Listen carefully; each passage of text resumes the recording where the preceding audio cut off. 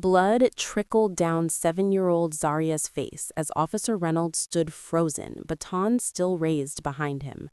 The station door burst open. Colonel Vanessa Wright, commander of Special Operations, strode in wearing full military uniform that she said, icily pointing at the injured child, "is my daughter." Before we dive into this shocking story of injustice and a mother's fight for her child, let me know where you're watching from in the comments below. This story will show you how quickly an ordinary day can turn into a nightmare when prejudice guides those with power. Hit the like button if you believe no child should ever face violence from those sworn to protect them, and subscribe to follow more stories that expose the truth about systemic injustice in America. The Memphis spring sunshine cast long afternoon shadows as 7-year-old Zaria Washington skipped alongside her Aunt Keisha through the parking lot of Ridgeway Shopping Center. Located in one of the more affluent neighborhoods of the city, the shopping center was a rare treat for Zaria, who lived with her mother in a modest home near Fort Liberty Military Base. "Can we get those special rainbow sour candies, Auntie Keisha? The ones Mommy got me last time?" Zaria's bright eyes sparkled with anticipation as she tugged on her aunt's hand. Keisha smiled down at her niece, admiring the intricate braids she had spent hours creating that morning. "Sure thing, baby, but remember what your mama said about too much sugar." They had planned to attend the community fair downtown, but Zaria's sweet tooth demanded a quick detour. Inside Parkview Convenience, Zaria's small fingers traced the candy aisle, while Keisha checked her phone for messages from her sister. The store was mostly empty except for a middle-aged white woman examining vitamins in the adjacent aisle and the bored cashier scrolling through his phone.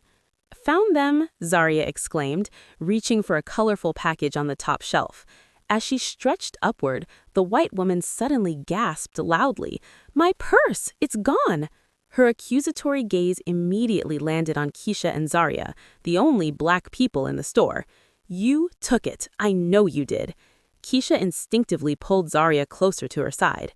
"Ma'am, we just walked in. We haven't been near your things." The woman's face contorted with rage. "Don't lie to me. I had it a minute ago, and now you people are here and it's gone." The cashier, a young white man named Brad, according to his name tag, was already reaching for the phone. "I'm calling security," he announced, not bothering to verify the accusation. Keisha felt her heart rate accelerate, but maintained her composure for Zaria's sake. "Baby, put the candy back. We need to go." But before they could reach the exit, 2 security guards blocked their path. "Wait right here. Police are on their way." Keisha tried to explain, but the guards had already made their judgment. 15 minutes later, officers Brent Reynolds and Thomas Miller arrived, their faces set in stern expressions that hardened further when they saw Keisha and Zaria. "What seems to be the problem here?" Officer Reynolds asked, directing his question to the store employees rather than the accused. After a brief explanation from the security guards, Reynolds nodded knowingly. "We'll take it from here." Without asking a single question of Keisha, Officer Miller immediately separated her from Zaria, gripping the child's arm firmly. "Come with me, little girl." Zaria began to cry, reaching for her aunt. "I want my auntie. I didn't do anything." Keisha tried to intervene. "She's 7 years old. You can't question her without me present." Officer Reynolds stepped between them. "Ma'am, we need to establish what happened here. If you're innocent, you have nothing to worry about." Their tone, their posture, everything about their approach made it clear they had already decided guilt based solely on skin color. As Miller led Zaria toward the store exit, presumably to the police car, the little girl panicked. She twisted suddenly, breaking free from his grip, and ran toward her aunt. "Auntie Keisha!" What happened next occurred in mere seconds, but would change lives forever. Officer Reynolds, interpreting a frightened child's dash towards safety as resisting authority, swung his baton in a practiced arc. The heavy metal connected with Zaria's head with a sickening thud. The child crumpled instantly, her small body hitting the linoleum floor as blood began pooling beneath her braids. Keisha's scream tore through the store. "Zaria!" She lunged forward, only to be roughly restrained by Officer Miller, who had raced back inside at the commotion. "Get on the ground, now," he shouted, forcing Keisha's face against the floor and cuffing her wrists behind her back. "She's bleeding. She needs help. She's just a baby," Keisha sobbed, watching helplessly as Zaria lay motionless, mere feet away. By now, several customers had gathered, phones recording the horrific scene. "That's a child! What are you doing?" one woman shouted. Amon stepped forward. "I'm a doctor. Let me help her." Reynolds blocked his path. "Sir, step back. This is a police matter." Meanwhile, the store manager had reviewed the security footage and approached Reynolds hesitantly. "Officer, the woman who reported the theft, her purse was in her car. We just checked the parking lot cameras. She left it there herself." The revelation barely registered on Reynolds' face. No apology, no change in demeanor. Instead, he radioed for an ambulance while maintaining the same aggressive posture over the injured child. "Suspect is secure, but injured. Requesting medical assistance." Suspect? A 7-year-old girl lying unconscious in a growing pool of her own blood was still, in his mind, a suspect. Despite being handcuffed and pinned to the floor, Keisha managed to shout to one of the bystanders, "My phone's in my back pocket. Call my sister. Call Vanessa Wright." A young woman retrieved the phone and found the contact for Sis Vanessa, while the officers were distracted with crowd control. When the ambulance finally arrived, Zaria was still unconscious. The paramedics' faces showed shock at the victim's age and the nature of her injuries. "What happened to this child?" one asked, his voice tight with barely controlled anger. "She was resisting and fell," Reynolds responded mechanically. The paramedic looked at the baton still in Reynolds' hand, then at the child's head wound, his disbelief evident. As they loaded Zaria into the ambulance, she finally stirred, her eyes fluttering open in confusion and fear. "Auntie, where's my mommy? My head hurts." Her small voice, weak and frightened, carried across the now silent store. Keisha, still restrained, called out reassurances, even as she was being led to the police car. "Baby, it's okay. Mommy's coming. Mommy's coming." Colonel Vanessa Wright stood at the head of the briefing table in the Secure Operations Center at Fort Liberty, laser pointer dancing across satellite imagery as she outlined the final phase of Operation Silent Vanguard. 20 seasoned officers focused intently on every word she covered, recognizing the meticulous planning that had become her trademark over 20 years of distinguished military service. Extraction will commence at precisely 0200 hours.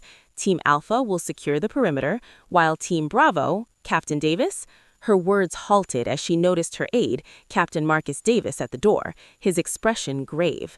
"Colonel, urgent call, secure line 3. The interruption during a classified briefing was unprecedented. Cannell's Nivels, the only indication of her concern, continue review of sections 4 through 6. I'll return momentarily. In the adjacent communications room, she picked up the secure line. "Colonel Wright?" The voice that came through was unfamiliar, female, and clearly distressed. "Colonel Wright, this is Tanya Martinez. I'm with your sister Keisha at Parkview Convenience Store. The police, they hurt your daughter. They hit Zaria with a baton. She's unconscious and bleeding. They're taking her to Memphis General Hospital, and they've arrested your sister." For 3 seconds, Vanessa stood perfectly still, her military discipline the only thing preventing the floor from falling away. When she spoke, her voice was controlled, but carried an undercurrent that would have made her subordinates flinch. "Thank you, Miss Martinez. Please stay with my sister if possible." She hung up and immediately dialed another number from memory. "General Phillips, this is Colonel Wright. I have a family emergency requiring immediate leave." 10 minutes later, she was in her personal vehicle with Captain Davis, who had volunteered to drive when he saw the look in her eyes. "Memphis first or the police station?" he asked quietly. "Station," Vanessa replied, already making calls on her secure phone. "Zaria's with paramedics. Keisha needs extraction." As Davis navigated through traffic, memories cascaded through Vanessa's mind. Her first day at West Point, the only black woman in her tactical unit, finding her uniforms vandalized with racial slurs, the commanding officer who explained that the investigation was inconclusive despite clear fingerprint evidence, the time in Afghanistan when a junior officer questioned her orders during a critical mission, nearly costing 3 lives, later admitting he had trouble taking commands from someone like her. Each incident meticulously documented, each challenge overcome through a combination of brilliance, resilience, and strategic patience. She had built a network of allies throughout the military and government agencies, people who recognized her exceptional abilities and shared her commitment to integrity. These connections had helped her rise through the ranks despite the barriers thrown in her path. They would now help her protect her daughter. Vanessa had never used her position for personal advantage, but this was different. This was Zaria. The police station came into view, a nondescript brick building that would soon understand exactly who they were dealing with. "Wait here," she instructed Davis, as they parked. "Monitor communications and be ready to execute emergency protocol." Vanessa, I'm so sorry. It happened so fast. She just wanted candy. They wouldn't listen. Vanessa reached across to squeeze her sister's hand. This isn't your fault, Keisha. None of it. Her voice softened for the first time since receiving the call. How bad was she when they took her? Keisha wiped her tears. There was so much blood, Nessa. She woke up in the ambulance, but she was confused. She was asking for you. Vanessa nodded, compartmentalizing her emotions, as she had been trained to do in combat situations. There would be time for feelings later. Now was the time for strategy, for action. She'll be all right, she said more to herself than to Tisha, and those responsible will answer for what they've done. At the hospital, Vanessa composed herself before entering Zaria's room. Her daughter lay small and vulnerable in the adult-sized bed, a bandage covering nearly half her head, her face swollen and discolored. Despite her military discipline, Vanessa felt her heart constrict painfully at the sight. But when she approached the bed, her voice was gentle and steady. "Hey, baby girl, Mommy's here now." The harsh fluorescent lights of Memphis General Hospital cast an unnatural pallor over Zaria's dark skin as she lay sleeping, the steady beep of monitoring equipment providing the only soundtrack to Vanessa's vigil. Dr. Amara Okafor, a Nigerian-American neurologist, quietly entered the room with tablet in hand, her expression professionally composed, but eyes conveying deeper concern. "Colonel Wright, I have Zaria's test results." Vanessa stood military straight despite 26 hours without sleep. "Tell me everything, doctor. No filters." Dr. Okafor nodded, recognizing a parent who needed unvarnished truth. "Zaria has a moderate traumatic brain injury. The CT scan shows a linear skull fracture and epidural hematoma that we're monitoring closely. We've managed to control the intracranial pressure, but she'll need specialized care for proper healing." She swiped through images on her tablet. Additionally, the impact caused significant facial trauma. The orbital floor near her right eye is fractured, and she'll require reconstructive surgery once the swelling subsides. Vanessa absorbed each word with military discipline, compartmentalizing her rage to focus on what mattered most. Long-term prognosis? Dr. Okafor's professional demeanor softened slightly. Physically, with proper treatment, she should recover well, though there may be some scarring. My greater concern is psychological trauma. Being attacked by police at her age, she let the implication hang in the air. I've requested our pediatric trauma specialist to see her when she's more stable. Vanessa nodded once, decision made. I want the best specialists, whatever the cost. I'll handle the insurance complications. As Dr. Okafor left, Vanessa's phone vibrated. James Patterson, the civil rights attorney she had contacted immediately after leaving the police station, had arrived. In the hospital consultation room, James spread documents across the table, his experienced eyes reflecting both outrage and strategic calculation. At 58, the Harvard-educated lawyer had dedicated his career to fighting police brutality cases, his graying temples and permanent furrow between his brows testaments to decades battling systemic racism. The evidence is substantial, he began without preamble.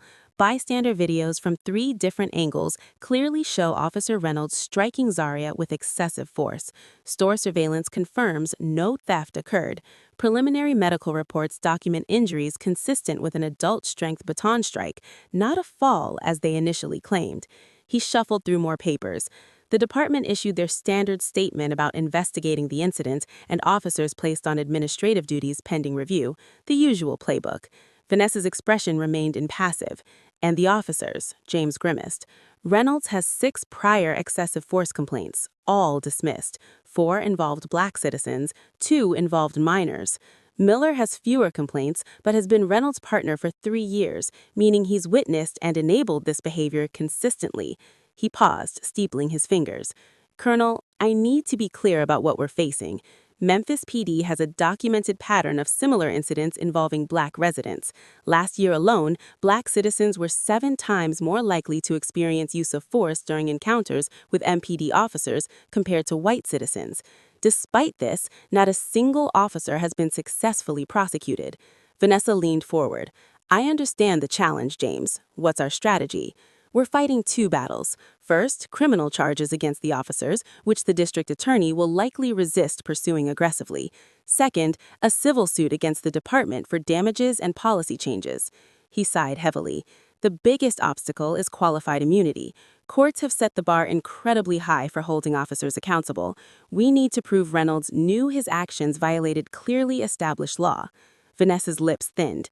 He struck a 7-year-old who posed no threat. How is that not clearly excessive?